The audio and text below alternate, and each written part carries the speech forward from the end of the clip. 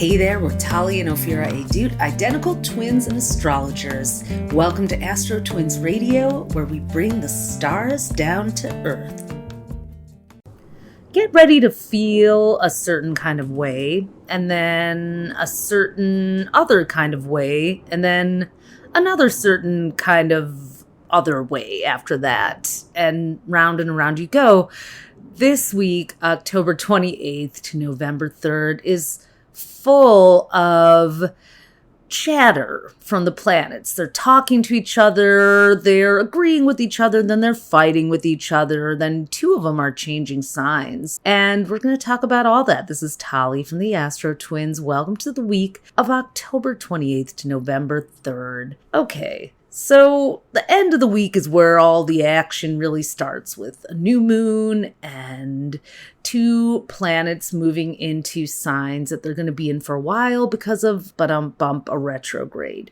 But even before that, there's just this push-pull energy that's going to drive up everything from compassion to anger to anxiety. It's going to be really important, again, this week to take space, take moments to detach, de-escalate, and get grounded in yourself, because otherwise you could wind up going Mad Max Furioso road on, say, a relative who voted in a way that you find completely enraging. And we all have them, or many of us do.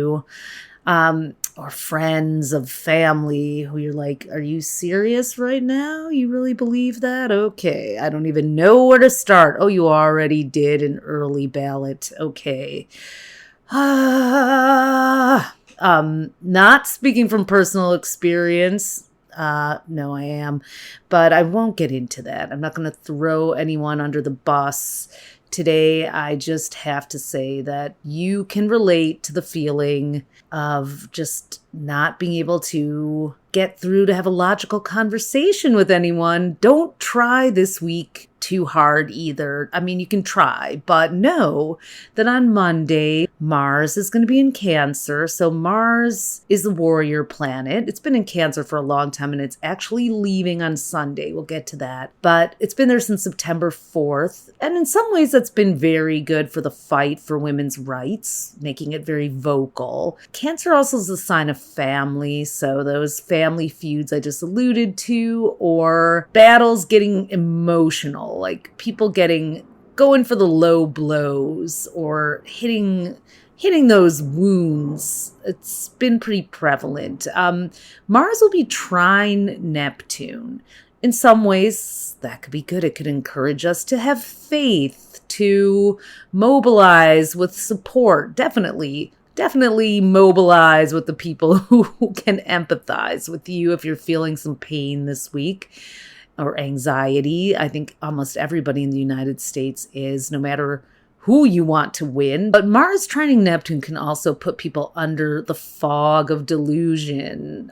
So be careful in all realms of that. Also on Monday, Venus, which is normally the planet of diplomacy, will be squaring patriarchal authoritative Saturn. Now, Venus is an outspoken Sagittarius, which puts every topic on the table, including the taboo ones, sex, politics, and religion. But with Saturn in Pisces, we may have a hard time seeing where our boundaries are, or we may feel deeply unsupported. I recommend not talking about the election with, say, coworkers or anyone that, you may have an HR agreement in place with, because battles can get heated. Ideological debates can arise, and they can tread into people's personal religion and faith with Venus and Sag and Saturn and Pisces. And that's just not going to stack the decks in anyone's favor at work. While that's an unfortunate thing if you're a free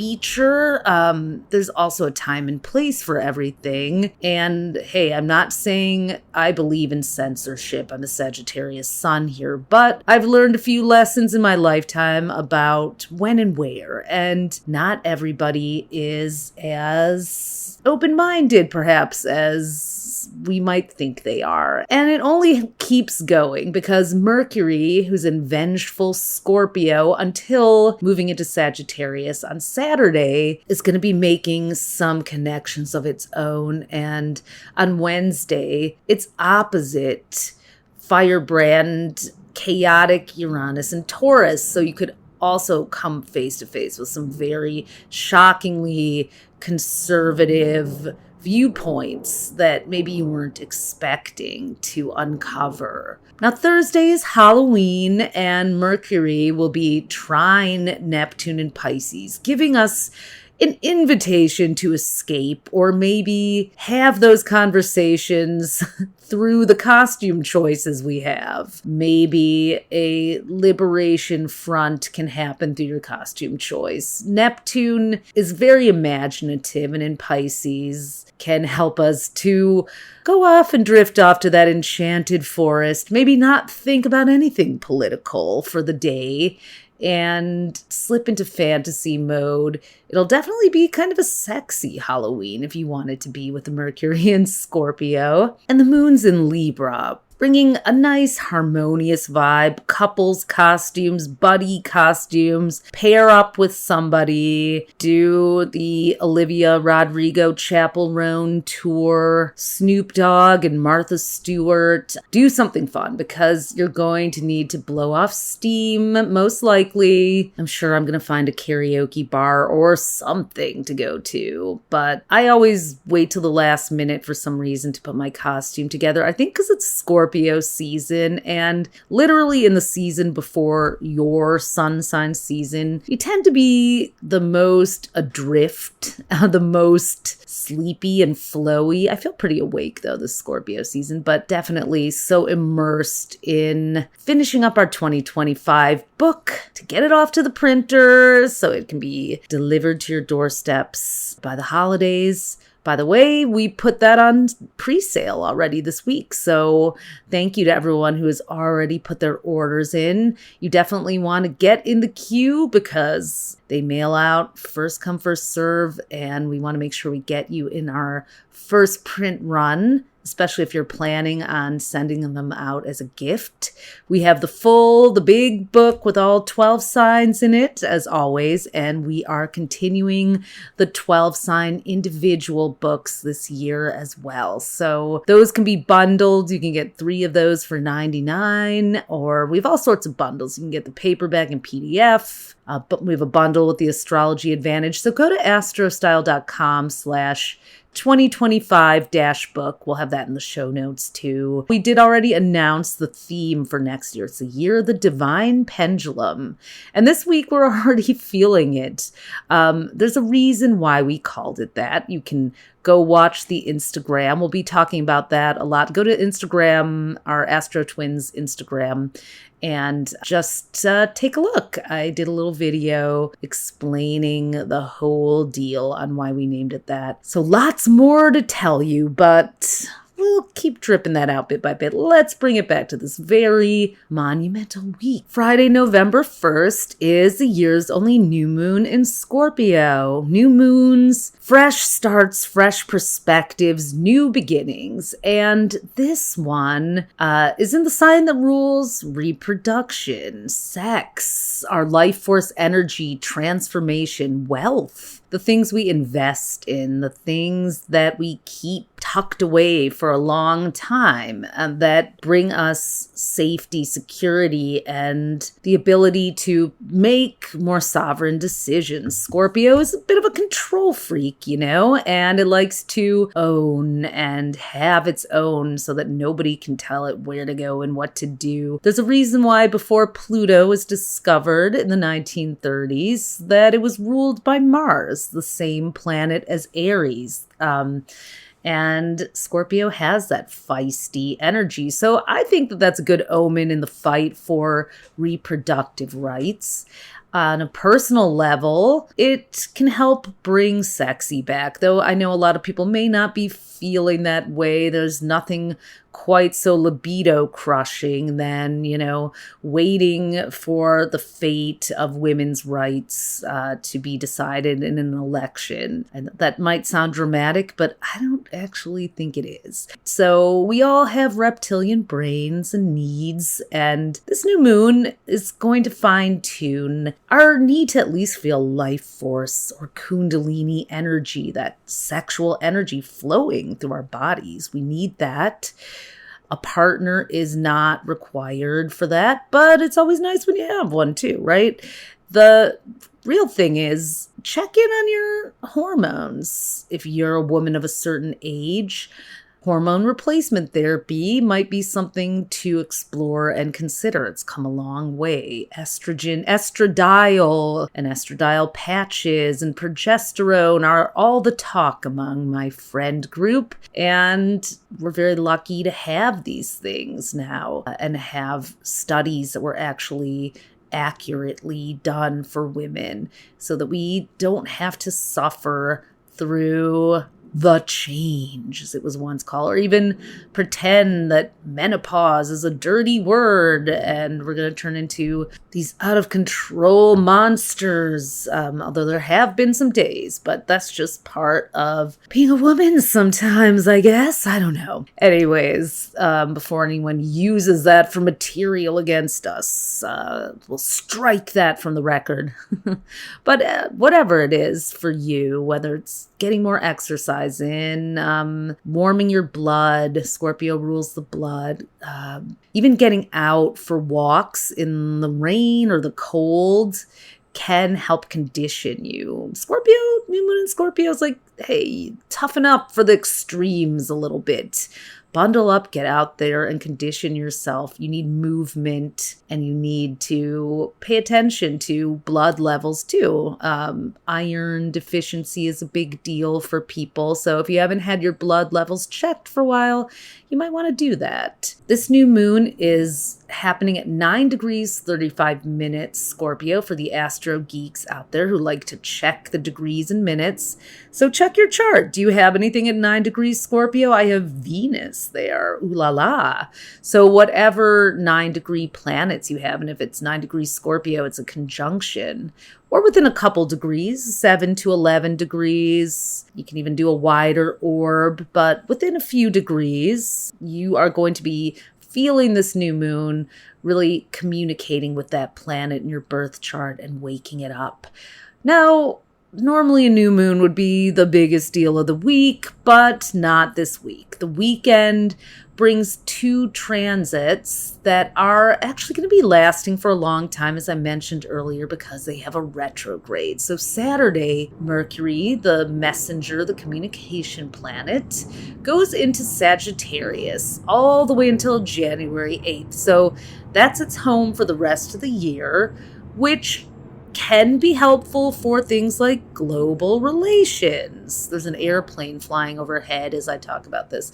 Very loud where I live in Seattle. I get some airport noise. That was not a sound effect. That was just the universe going, hi, you're talking about Sagittarius? Well, when are we going to hop on the next flight? That might be really on your mind. You may want to GTFO after the election. Do it now because womp womp, sad trombone. Mercury is turning retrograde November 25th to December 15th, which means if you are going home for Thanksgiving or doing any kind of communing with relatives in late November to mid-December, you'll probably be having some intense conversations about the election and whatever happens with it. And you're also going to be, it's also not the greatest for travel planning. So if you know already that you need to go somewhere for Christmas, Hanukkah, Kwanzaa, New Year's, get on those tickets now and try to get them booked before November 25th if you can, or you may have to wait for those late fares, December 15th. Look, I've booked tickets during Mercury retrograde again. It's not like, oh my God, it's complete no travel planning period. But it is a time that can bring some scheduling snafus, things like forgetting to ask for days off before you get a non-refundable ticket might happen. It's also not going to be the greatest for mailing and post office deals. So when it comes to getting gifts sent to people, just because you choose overnight shipping doesn't mean the warehouse is going to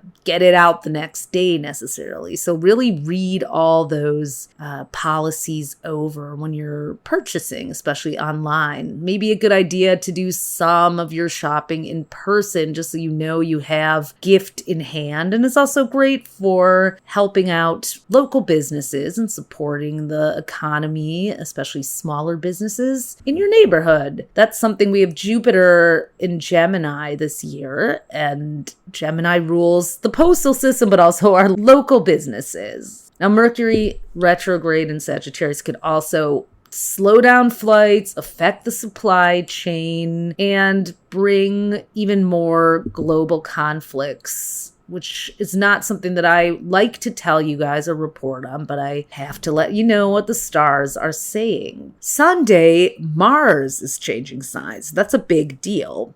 Mars changes signs every 8 or so weeks. It's been in Cancer, the sign that rules women and the matriarchy, for a while, since September 4th. So it's really been giving some fire to women's rights and voice to that. Now it's moving into Leo, the sign that rules our kings, our queens, our leaders.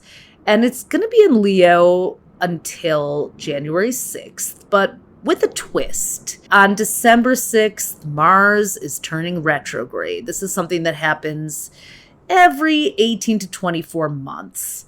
And the retrograde will begin in Leo from December 6th to January 6th, and then back up into Cancer again. So we're not done with Mars in Cancer. It'll be retrograde in Cancer from January 6th until February 23rd. And that's what makes it so hard to predict what the heck is going to happen in this election. Knowing that Mars is going to be retrograde while things are being certified, counted, I just see a lot of challenges happening so that even after November 5th, we may not have total clarity on things. Pushback could get kind of ferocious. I don't know, though. It could also be this open-hearted energy where people's nobility and magnanimous energy comes forward, and this sense of like, okay, a sane ruler has returned to the kingdom. Before Mars goes into Leo, it has one fiery opposition with Pluto in Capricorn. So we're going to have some battles between the matriarchy and the patriarchy on Sunday and a few days before and after. Not that they aren't waging on, but Mars in Cancer is going to be opposing Pluto and Capricorn at 29 degrees, the very last degree. 29-degree transits are especially intense because they activate this moment of transition, this moment of closure that people may struggle to see what's ahead and also struggle to let go, but also feel this deep need for change. It's a little bit of this elusive and delusional moment that we may have. Mars opposite Pluto, and then Venus in Sagittarius is going to be opposite Jupiter in Gemini. Trump being a Gemini is interesting. Jupiter's retrograde. Again, Sunday's another day where talking about politics, religion, sex, and money around the family table could be absolutely explosive if you are not aligned with your relatives. So just know and go in prepared. But Mars in Leo is going to be with us through Election Day. And Election Day comes with some interesting, huge transits for the United States. that make me feel a bit hopeful, at least if we step up as a nation. So the United States is having its exact Chiron return on election day. When the United States was quote unquote born, which we count as July 4th, 1776, Chiron was at 20 degrees Aries. Well, it's right back at 20 degrees Aries, something that happens every 49 years. Chiron is a comet, an asteroid called the Wounded Healer by astrologers. So it shows that core wound that we all need to heal. And as a nation, it's Aries, the wound of power, entitlement. Who gets to be a self-sovereign person?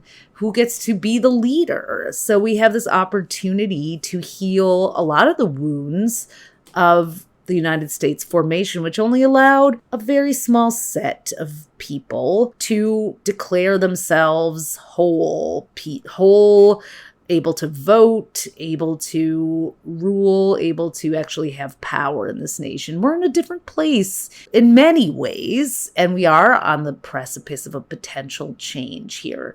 Also, in the United States chart, which I think is really interesting, Lilith, the point in the sky that is associated with the empowered but scorned woman whose rage turns into her liberation, is going to be at 14 degrees Libra, which is exactly conjunct the United States Saturn, which was at 14 degrees Libra when the country was formed. So Saturn representing the patriarchy, Lilith, this scorned, empowered woman, are doing battle. Now, the fact that they're both in Libra is a bit heartening because maybe there's some diplomacy that can happen here. Maybe they can work out an agreement and finally let someone new take the helm, someone from a different gender. It's so hard to believe that we've never had a woman president, and that's even an issue considering how women are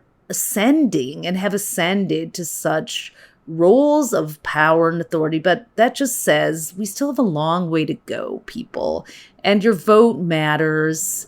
Your vote will be part of history if you are eligible to vote in the United States. And if you're listening from another country, I know you're like, come on, get your act together. Our lives are affected by your country too. Here we are, stepping into quite a week where a lot of decisions have to be made, a lot of conversations may need to be had or not had because there's so much energy that can go sideways, and we need to also hold it inside of ourselves too and keep our power. That's something the Scorpio new moon really advocates for, is like keeping that sense of personal power and knowing where you may be leaking energy as opposed to using it and channeling it in a smart direction. Listen to your gut, listen to your intuition, and do say the quiet parts out loud where it's necessary and appropriate, and a place